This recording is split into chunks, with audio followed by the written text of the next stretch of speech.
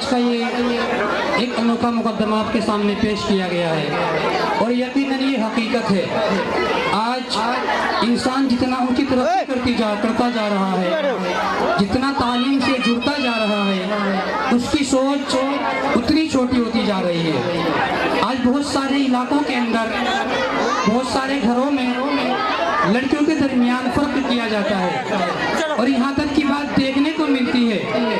آپ کسی ڈاکٹر سے جا کر پوچھئے کہ آج سے 1400 سال پہلے اللہ کے نبی صلی اللہ علیہ وسلم کے زمانے میں جہاں بیٹے کو زندہ درگور کیا جاتا تھا، وہاں پر یہ قانون تھا، وہاں پر یہ رواج تھا کہ لڑکیوں کے پیدا ہونے کے بعد ان کو زندہ درگور کیا جاتا تھا۔ لیکن دوستو یہ حقیقت ہے، آج کا ظالم معاشرہ اس سے زیادہ برباد ہو چکا ہے، اس سے زیادہ برا بن چکا ہے کہ لڑکیوں کو الٹرا ساؤنڈ کے ذریعے پتہ کرنے کے بعد ہی پیٹ کے اندر ہی زندہ درگور کر دیا جاتا ہے۔